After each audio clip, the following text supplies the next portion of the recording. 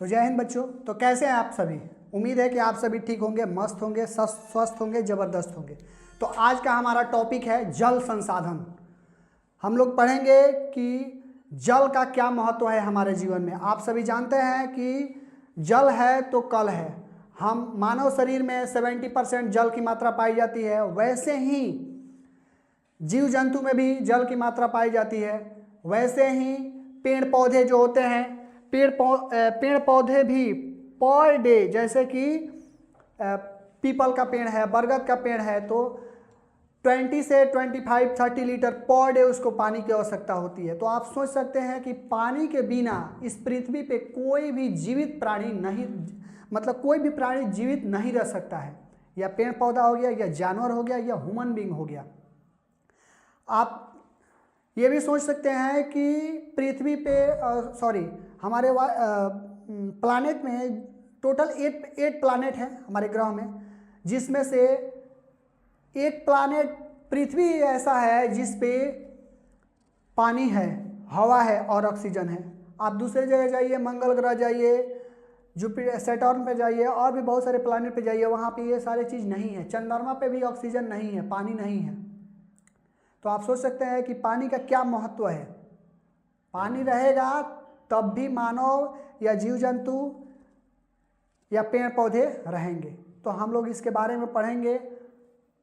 जल का महत्व क्या है, जल के प्रमुख स्रोत क्या है, जल संसाधन का महत्व क्या है, जल संकट क्या है, बहुउद्देशीय नदी घाटी परियोजना क्या है, जल संरक्षण, वर्षा जल संग्रहण, बिहार की प्रमुख जल परियोजनाएं। अब हम लोग इसको सबका एक एक हम आपके लिए पीपीटी लेकर आए हैं, जिसे आप लोग उस चीज़ को याद भी कर सकते हैं और आपको पढ़ाई में बहुत ही अच्छा मदद करेगा। तो चलिए देखते हैं जल संसाधन क्या है। वे सभी स्रोत जिनसे हमें पानी प्राप्त होता है, वे सभी स्रोत जिनसे हमें पानी प्राप्त होता है और जिनका उपयोग मानव अपनी आवश्यकताओं को पूरा करने के लिए करता है, जल संसाधन कहलाता है। ठीक है, हमने क्या बोला कि ये सभी स्रोत जिनसे हमें पानी प्राप्त होता है, क्या प्राप्त होता है जी? पानी प्राप्त होता है, और जिनका उपयोग मानव अपनी आवश्यकताओं को पूरा करने के लिए करता है, जल संसाधन कहलाता है। उदाहरण में देखिए, नदी, झील, तालाब, वर्षा जल, भूमिगत जल, ये सभी पानी का उपयोग मानव करता है अपने लाइफ में। ठीक है, नदी का भी पानी का हम लोग इस्तेमाल करते हैं, झील के पानी का भी, तालाब का पानी का, वर्षा जल का, भूमिगत जल का, जमीन के अंदर से पानी जो होता है उसको भूमिगत जल बोलते हैं। ठीक है, क्लियर हो गया? चलिए आगे देखते हैं। जल के प्रमुख स्रोत, जल के प्रमुख स्रोत। ठीक है, जल 4 प्रकार से मिलता है हमें। कितने प्रकार से मिलता है जी? जल 4 प्रकार से मिलता है। कितने प्रकार से? 4 प्रकार से। पहला है भूपृष्ठीय जल। ठीक है, पहला क्या है जी? भूपृष्ठीय, मतलब पृथ्वी जमीन के ऊपर जो जल होता है उसको बोलते हैं भूपृष्ठीय जल। जैसे नदी, हमें दिखता है डायरेक्ट पानी ऊपर से ही, झील, तालाब एग्जाम्पल है इसके। भूमिगत जल मतलब भूमि के अंदर का जल। ठीक है, जैसे कुआं से हम पानी निकालते हैं, नलकूप से, जैसे ट्यूबवेल, पंपी सेट। आप लोग देहात में पंपी सेट चलता है ना जी, जैसे यहाँ पे पंपी सेट पे यहाँ पे हैंड पंप डालते हैं और उसमें पाइप सेक्शन जोड़कर और यहाँ पे मोटर या 5 का इंजन लगाकर इसको हम लोग खेत पर पटाते हैं सिंचाई करने के लिए, उसी को बोलते हैं नलकूप, पंपी सेट या ट्यूबवेल। वायुमंडलीय जल मतलब वायुमंडलीय जल। ठीक है, जो वर्षा से हमें प्राप्त होता है। जो भी पानी जो होता है हीट होकर, वाष्प होकर और आकाश में जाता है, और फिर वायु का टेम्परेचर अधिक होता है। ठीक है, और फिर पानी जो नीचे आ जाता है उसको बोलते हैं वर्षा जल। महासागरीय जल, समुद्र का जल को महासागरीय जल कहते हैं। तो जल कितने प्रकार के होते हैं जी? जल के प्रमुख स्रोत कितने हैं जी? 4 हैं। पहला क्या है? भूपृष्ठीय जल, दूसरा क्या है? भूमिगत जल, तीसरा वायुमंडलीय जल और चौथा महासागरीय जल। चलिए आगे देखते हैं। जल संसाधन का महत्व। जल संसाधन जो है उसका महत्व क्या है हमारे जीवन में? जल मानव जीवन के लिए बहुत जरूरी है। क्या है जी? मानव जीवन के लिए जल बहुत ही जरूरी है। मुख्य उपयोग, इसका मुख्य उपयोग क्या है जी? पीने के लिए पानी, घरेलू कार्य, बर्तन मांजने के लिए, कपड़ा पीसने के लिए, ठीक है, सिंचाई के लिए, खेती करने के लिए पानी की आवश्यकता होती है। उद्योग, कल कारखानों के लिए, कल कारखाने में जैसे कपड़ा वगैरह बनता है और भी वाहन बनता है, बहुत सारे मानव आवश्यकता को पूरा करने के लिए कल कारखाने बैठाए गए हैं। उसमें बहुत सारे हजारों प्रकार की मशीनें बन रही है। आप लोग ये डिजिटल बोर्ड पे देख रहे हैं, ये भी कल कारखाने में ही बनता है, ठीक है। जल विद्युत उत्पादन, जल से क्या होता है जी? बिजली का उत्पादन होता है। मत्स्य पालन, मछली का पालन, परिवहन, ठीक है, जैसे कि एक जगह से दूसरे जगह वस्तुओं को एक्सपोर्ट करने के लिए या इंपोर्ट करने के लिए हम लोग परिवहन का इस्तेमाल करते हैं, जलीय परिवहन का। क्यों? क्योंकि ये बहुत ही कम खर्चा, कम पैसे में एक कंट्री से दूसरे कंट्रीज में सामान लेकर जाया जाता है या लेकर आया जाता है। इसमें खर्चा कम होता है। आप जहाज़ से जाइएगा तो बहुत ही ज़्यादा खर्च लगता है, लेकिन पानी वाला जहाज़ से आता है तो सस्ता रेट में पहुंच जाता है, क्योंकि इसमें ईंधन बहुत ही कम लगता है। इन सभी कार्यों में पानी का आवश्यकता होता है। नेक्स्ट है जल संकट, वाटर स्कैर्सिटी, ठीक है, मतलब जल का संकट जब आता है, ठीक है, जब किसी क्षेत्र में पानी की कमी हो जाती है तो उसे जल संकट कहते हैं। क्या कहते हैं जी? जल संकट। जब किसी क्षेत्र में पानी की कमी हो जाती है तो उसको क्या बोलते हैं? जल संकट। जल संकट के कारण क्या है? जनसंख्या वृद्धि। क्या है जी? जनसंख्या वृद्धि। मान लीजिए कि हमारे पृथ्वी पे पानी की एक लिमिटेशन है कि इतना मात्रा में ही पानी है, जैसे तेल है, कोयला है, तो उसका एक मात्रा है कि इतना ही मात्रा में वो चीज़ है, ठीक है। तो जब जनसंख्या बढ़ेगा तो जनसंख्या के वजह से जब पॉपुलेशन ज़्यादा होगा तो ज़्यादा डिमांड बढ़ेगा, पानी का ज़्यादा उसका इस्तेमाल होगा, तो जल का संकट आना ही है।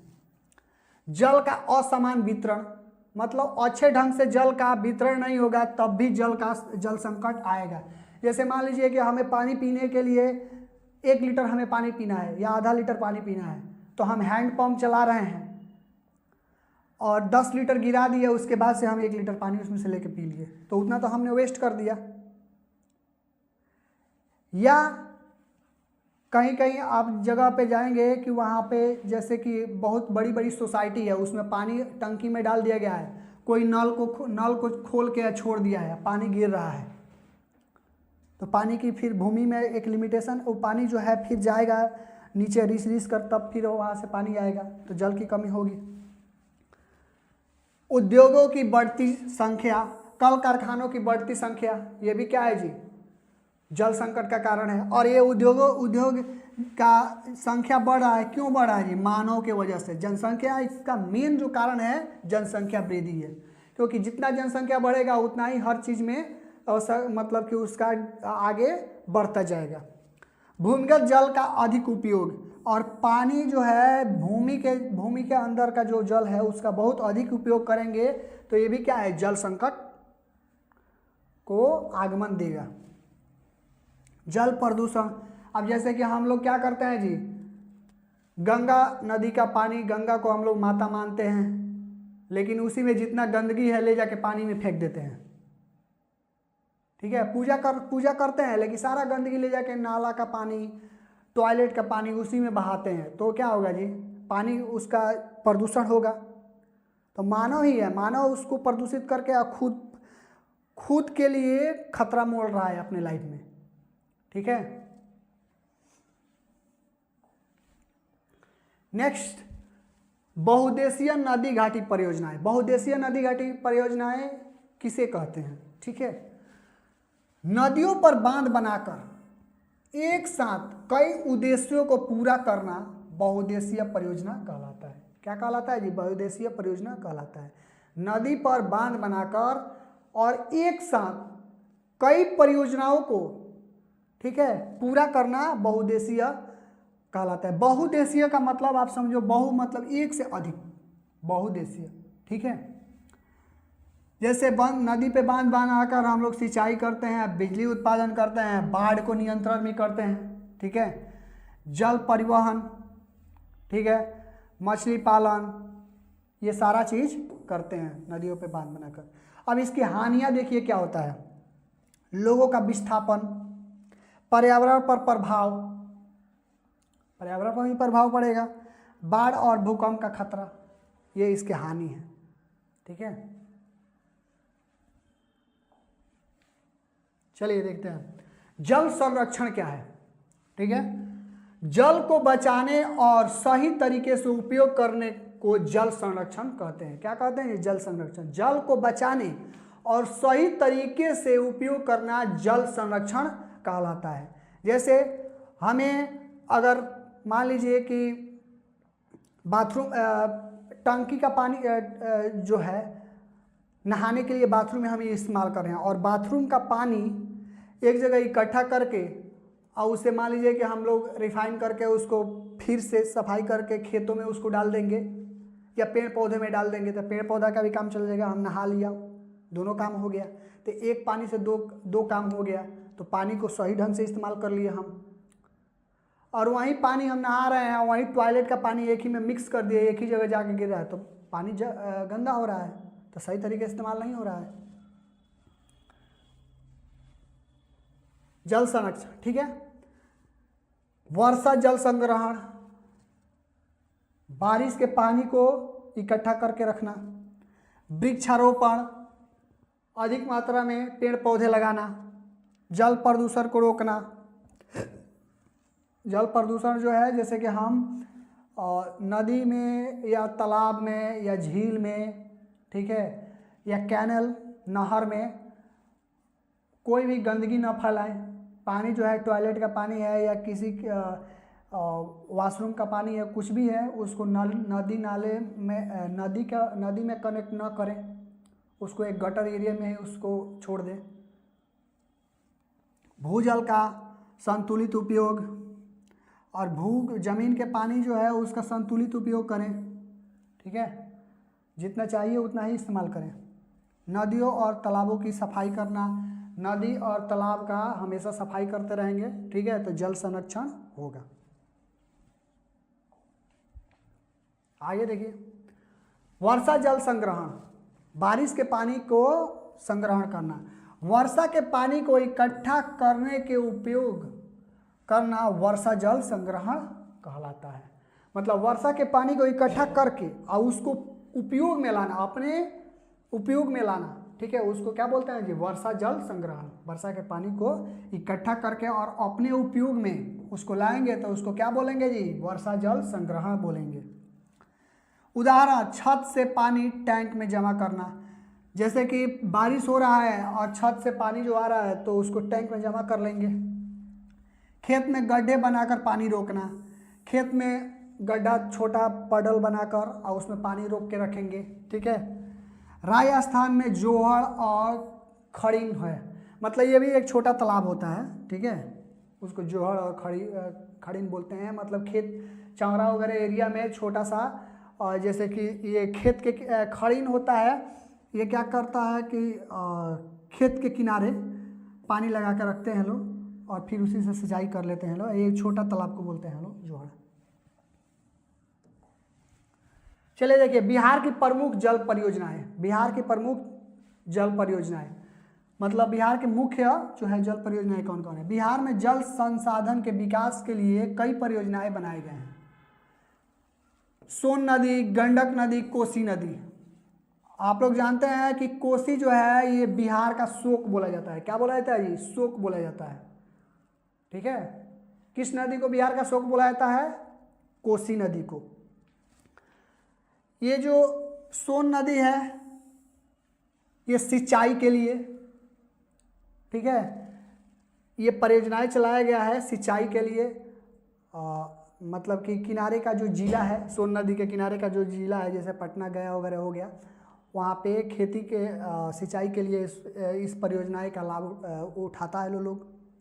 इससे बाढ़ नियंत्रण भी होता है, ठीक है, गंडक नदी से उसको इस परियोजना चलाने से बाढ़ का नियंत्रण होता है। कोसी नदी, ठीक है, ये भी सिंचाई के लिए इस्तेमाल करते हैं लोग, बाढ़ नियंत्रण के लिए इस्तेमाल किया जाता है इसको, ठीक है।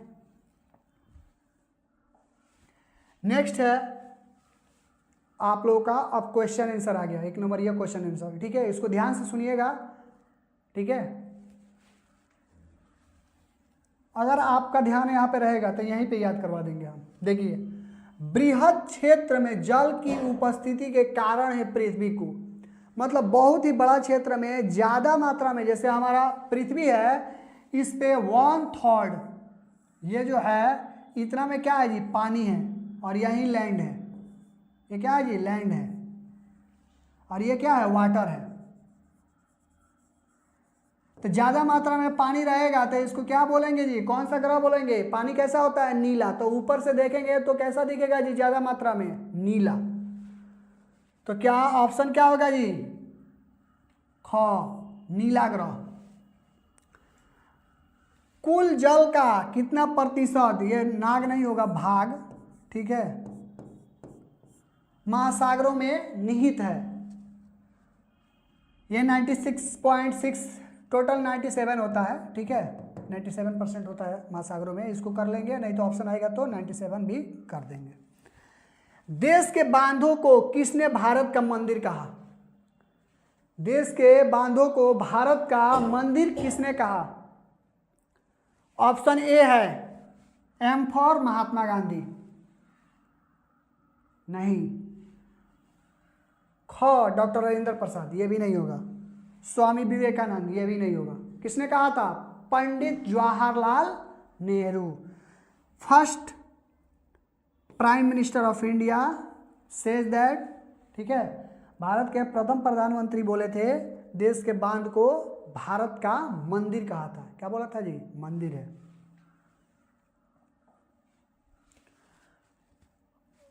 प्राणियों के शरीर में कितना प्रतिशत जल की मात्रा निहित होती है? प्राणी में, ठीक है, उसमें कितना प्रतिशत जल की मात्रा होती है जी? 65 से लेकर 70% तक होता है। कितना होता है जी? 65 से 70% तक। बिहार में अति जल दोहन से किस तत्व का संकेंद्रण बढ़ता है? क्या होगा? ग होगा। आर्सेनिक। क्या होता है जी? आर्सेनिक। नेक्स्ट है लघु उत्तरीय प्रश्न। बहुउद्देशीय परियोजनाएं से आप क्या समझते हैं? जल संसाधन के का उपयोग बताइए। अंतर जलीय जल विवाद, जल संकट, ये सभी आपके बुक के क्वेश्चन हैं, ठीक है। वो जो पहले मैंने बताया था वो सब मैंने उसको टॉपिक बनाया था आप लोगों को हेल्प करने के लिए कि आप लोग उस टॉपिक को, जल संकट क्या है, जल, ये सब याद करेंगे तो आपको एग्जाम में लाभ करेगा। देखिए, बहुउद्देशीय परियोजना से आप क्या समझते हैं? जब किसी नदी पर बांध बनाकर उसके जल का उपयोग एक साथ कई उद्देश्यों को पूरा करने के लिए इस्तेमाल करते हैं तो उसको बहुउद्देशीय जल परियोजनाएं कहते हैं। इन परियोजनाओं के प्रमुख उद्देश्य हैं, देखो जी, सिंचाई की सुविधा देना, विद्युत उत्पन्न करना, बाढ़ को नियंत्रण करना, पीने के पानी की व्यवस्था करना, मछली पालन और जल परिवहन को बढ़ावा देना। इस प्रकार एक ही परियोजनाएं से कई लाभ प्राप्त होते हैं, इसलिए इसे बहुउद्देशीय परियोजना कहते हैं। एक ही परियोजनाएं, एक ही चीज बनाए हैं, उससे कितना जी, नदी पे बांध बना दिए, उससे कितना लाभ हो गया जी? एक तो सिंचाई, दूसरा विद्युत उत्पादन, बाढ़ को नियंत्रण कर ले रहा है, उसके वजह से पीने और पानी की व्यवस्था अच्छा कर ले रहे हैं, मछली पालन भी हो जा रहा है, परिवहन भी उसको लाभ मिल रहा है, ठीक है। नेक्स्ट है जल संसाधन के क्या उपयोग है? जल जो है उसका उपयोग क्या है? आप लोग सोचिए। जल संसाधन का उपयोग मानव जीवन और आर्थिक विकास के लिए कई प्रकार से किया जाता है। इसका उपयोग निम्नलिखित है। पीने और घरेलू कार्यों के लिए जल संसाधन का इस्तेमाल किया जाता है। सिंचाई के लिए, विद्युत उत्पन्न करने के लिए, उद्योग कल कारखानों में पानी का इस्तेमाल किया जाता है। जैसे आप देखते हैं कि जो भी बड़ी बड़ी कंपनियां होती है नदी के किनारे, समुद्र के किनारे बैठाया जाता है, क्योंकि ताकि आसानी से पानी ले सकें। ठीक है। मछली पालन के लिए, जल परिवहन के लिए, इस प्रकार के जल संसाधन मानव जीवन और देश के विकास के लिए अत्यंत। नेक्स्ट देखिए आप, अंतर्राज्यीय जल विवाद के क्या कारण है। ठीक है, मतलब एक राज्य से दूसरे राज्य में जो विवाद होता है नदी को लेकर, उसी को अंतर्राज्यीय जल विवाद कहते हैं। जैसे देखिए, जब दो या दो से अधिक राज्यों के बीच किसी नदी के जल के उपयोग को लेकर विवाद उत्पन्न होता है तो उसे अंतर्राज्यीय जल विवाद कहते हैं। इसके मुख्य कारण निम्नलिखित हैं। क्या है जी? जब दो या दो से अधिक के बीच किसी नदी के जल के उपयोग को लेकर विवाद उत्पन्न होता है तो उसे अंतर्राज्यीय जल विवाद कहते हैं। इसके मुख्य कारण निम्नलिखित हैं। नदी के जल का असमान वितरण। ठीक है, जैसे नदी का पानी है उसको असमान वितरण किया जा रहा है। सिंचाई और बिजली उत्पादन के लिए अधिक जल की आवश्यकता। राज्यों के बीच जल के उपयोग को लेकर मतभेद होता है कि हमारे राज्य से जा रहा है, आप ज़्यादा इस्तेमाल कर रहे हैं पानी का, हम कम कर रहे हैं, ये भी मतभेद हो जाता है। बांध और नहर के निर्माण के कारण जल प्रवाह में परिवर्तन हो जाता है। जनसंख्या और उद्योगों की बढ़ती मांग। जनसंख्या बढ़ रहा है तो जनसंख्या बढ़ेगा तो ऑटोमेटिक उद्योग ज़्यादा मात्रा में लगेंगे। ठीक है, जैसे आप देखते हैं कि ट्रेन वगैरह होता है, आज डबल लाइन भी हो गया है। ठीक है, पर डे जहाज़ की भी संख्या बढ़ रही है, रेलवे की भी संख्या बढ़ रही है, नई नई ट्रेन चलाई जा रही है, लेकिन फिर भी उसमें भीड़ लग रहा है। क्यों? क्योंकि अधिक मात्रा में जनसंख्या बढ़ गया है, तो जनसंख्या बढ़ेगा तो ये सारी समस्या आएगा। मुख्य कारण जनसंख्या है। मुख्य कारण क्या है जी? जनसंख्या है। जनसंख्या ज़्यादा होगा तो उससे बहुत सारी समस्या उत्पन्न होगी। ज़्यादा जनसंख्या होगा तो ज़्यादा डिमांड होगा कंपनी का, ज़्यादा डिमांड परिवहन का होगा। जमीन उतना ही है और जनसंख्या बढ़ रहा है तो नुकसान बहुत सारा होगा। ठीक है,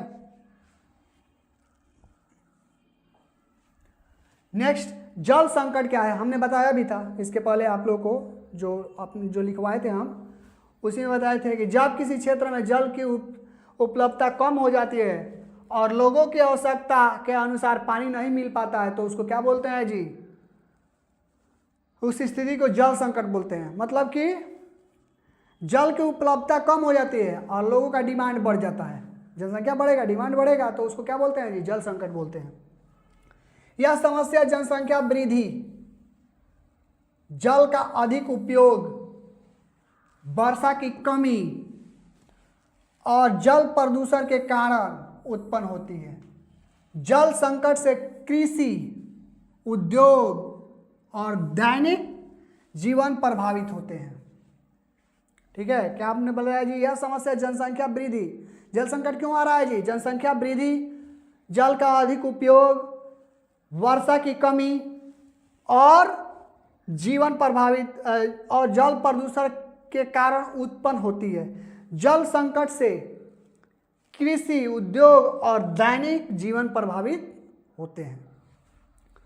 तो मेन क्या है जी? मेन समस्या क्या है? जनसंख्या। जनसंख्या बढ़ेगा तो सारा समस्या बढ़ेगा। जनसंख्या कंट्रोल होगा, कम होगा तो सारी समस्याएं ऑटोमेटिक खत्म होने रहेगी। ठीक है, भारत की नदियों के प्रदूषण के कारणों का वर्णन कीजिए। भारत में जो नदी है उसका प्रदूषण का कारण को वर्णन करना है। क्या करना है जी? प्रदूषण, मतलब प्रदूषण क्यों हो रहा है। तो मुख्य इसका कारण क्या है जी? जनसंख्या। बहुत ज़्यादा जनसंख्या होगा, प्रदूषण ज़्यादा मात्रा में होगा।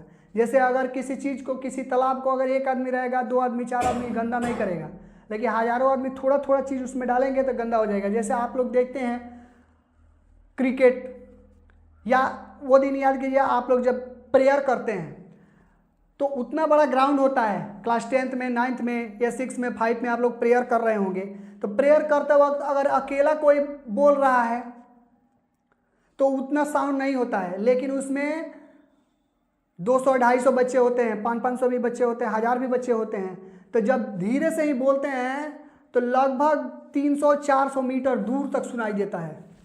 क्यों? क्योंकि ज़्यादा आवाज़, मतलब कि धीरे धीरे सबको मिलाकर बहुत ज़्यादा आवाज़ बढ़ जाता है।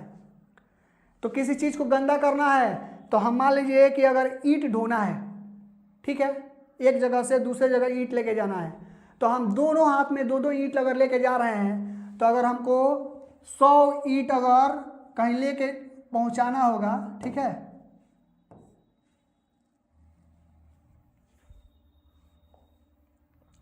ईंट अगर 100 ईंट, जैसे कि हमको 100 ईंट लेके जाना है एक जगह से दूसरे जगह, और दो लेके जा रहे हैं हम, ठीक है, 2 पीस लेके जा रहे हैं, तो हमको कितना बार, 50 बार वहाँ पे जाना पड़ेगा। लेकिन अगर 50 व्यक्ति हैं तो एक ही बार में चला जाएगा, 100 चला जाएगा ना। तो वैसे ही गंदगी, ज़्यादा संख्या बढ़ेगा ज़्यादा गंदगी होगा, और हर चीज़ में उससे नुकसान है। देखिए आगे एग्जाम हम पढ़ते हैं, भारत की नदियां आज कई कारणों से प्रदूषित हो रही है। इसके मुख्य कारण निम्नलिखित हैं। जनसंख्या बढ़ेगा तो कंपनी, उद्योग, हर चीज बढ़ेगा, उससे नुकसान होगा। औद्योगिक अपशिष्ट, कारखानों से निकलने वाले रसायन और गंदा पानी नदियों में डाला जाता है। अगर जनसंख्या बहुत ही कम रहता तो कारखाना बहुत ही लिमिटेड मात्रा में होता कि 50-100 होता, लेकिन जनसंख्या, भारत की जनसंख्या 140 करोड़ से अधिक है। इतना जब जनसंख्या है तो कंपनी, कल कारखाने भी हजारों करोड़ में होगी। तो थोड़ा सा रहता तो थोड़ा नुकसान होता, लेकिन हजारों लाखों में है तो बहुत ज़्यादा नुकसान होगा। ऐसा नहीं है कि ये 10 कारखाने हैं तो नुकसान नहीं करेंगे, थोड़ा करेंगे तो उतना नहीं बदबू देगा, उतना पॉल्यूटेड एरिया नहीं होगा। लेकिन जनसंख्या ज़्यादा होगा तो ज़्यादा कल कारखाने होंगे तो ज़्यादा प्रदूषण होगा। उसका जो पानी होता है बहुत, जैसे कि कुछ एरिया में आप लोग देखिएगा कि चीनी मिल जो होता है उसे जो पानी निकलता है, तो जिस एरिया पे, जिस लैंड पे उसका पानी डाल दिया जाता है वहाँ पे दूब सैकड़ों वर्ष तक नहीं होते हैं, कोई भी उस पर फसल हो ही नहीं सकता है, उतना गंदा पानी आता है वो। घरेलू गंदा पानी, शहरों और गांवों का सीवर और कचरा नदियों में बहा दिया जाता है। कहाँ बहाओगे जी, नदी ये तो कहीं ना कहीं से कनेक्टेड है। या कोई 10 फीट 20 फीट ज़मीन में बोरवेल करा दे रहा है, 50 फीट 100 फीट करा रहा है, और उसी में पानी डाल दे रहा है, वो जा रहा है नीचे तो और भी गंदगी फैला रहा है, जिसे आजकल हम लोग आरओ का इस्तेमाल कर रहे हैं। कृषि रसायन, खेतों में उपयोग किए जाने वाले उर्वरक और कीटनाशक वर्षा के साथ नदियों में पहुंच जाता है। कृषि रसायन मतलब खेतों में हम लोग क्या करते हैं जी, उर्वरक और कीटनाशक को डालते हैं तो ये वर्षा के साथ नदियों में भी पहुंच जाता है। बारिश होगा, पानी का लेवल बढ़ेगा, नदी में भी पहुंच जाएगा, तो उससे भी नुकसान होगा। धार्मिक गतिविधियां जैसे पूजा सामग्री, मूर्ति और अन्य वस्तुओं नदियों में भी बहा दिया जाता है। मृत पशु और कचरा को भी क्या करता है जी, नदी में ले जाकर फेंक देते हैं। तो ये सारे जो कारण है, ये मुख्य जो कारण है, अगर जनसंख्या नहीं रहता इतना तो इतना पॉल्यूशन नहीं होता। और लेकिन अब हम यहाँ से तो जनसंख्या को, आदमी को तो मार नहीं सकते हैं, आदमी को ख़त्म तो नहीं किया जा सकता है काट कर, तो हम क्या करेंगे जी, ये जो गंदगी हम नहीं फैलाएंगे, जो पानी है तो उसको नदी में कनेक्ट नहीं करेंगे, गंदे पानी को। आदमी को तो काट के ख़त्म नहीं किया जा सकता है। मान लीजिए कि 140 करोड़ जनसंख्या है तो बम ब्लास्ट करा के उसको जनसंख्या को घटा दिया जाएगा, नहीं, ऐसा नहीं किया जाएगा। उसका भी उपाय है, हम दोष नहीं देंगे कि अब जनसंख्या बढ़ गया है तो हम बैठ जाएं कि अब नहीं होने वाला है, ऐसा नहीं है। हम इसको ठीक भी कर सकते हैं समझदारी से। कैसे करेंगे जी, कल कारखानों का पानी को हम लोग नदी में नहीं बहाएंगे, गांव का कचरा और सीवर का जो पानी है वो नदी में भी नहीं डालेंगे, कृषि कार्य का जो है ये खेतों में जो डालता है तो यूरिया वगैरह का इस्तेमाल ज़्यादा नहीं करेंगे। ये धार्मिक गतिविधियाँ, पूजा सामग्री को ले जाके या नदी में नहीं बहाएंगे, मृत पशु या कोई भी कचरा है उसको नदी में नहीं फेंकेंगे, तो वहाँ पॉल्यूशन नहीं होगा। ठीक है,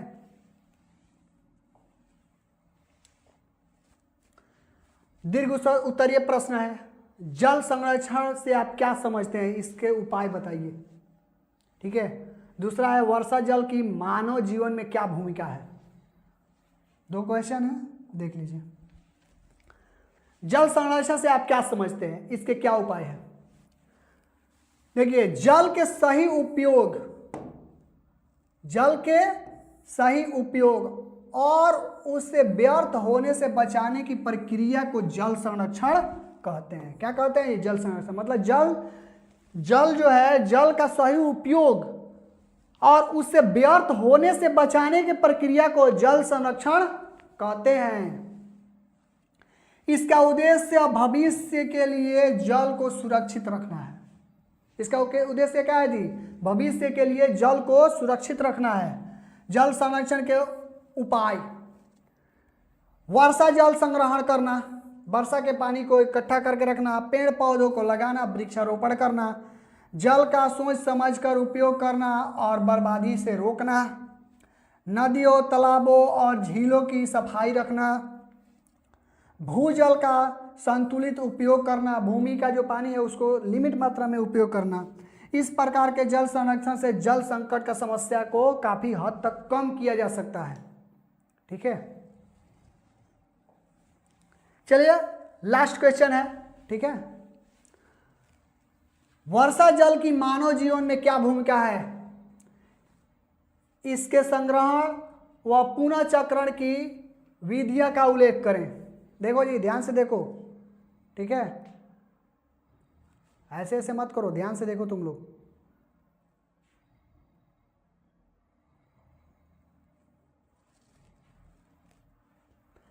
मानव जीवन में वर्षा जल की भूमिका।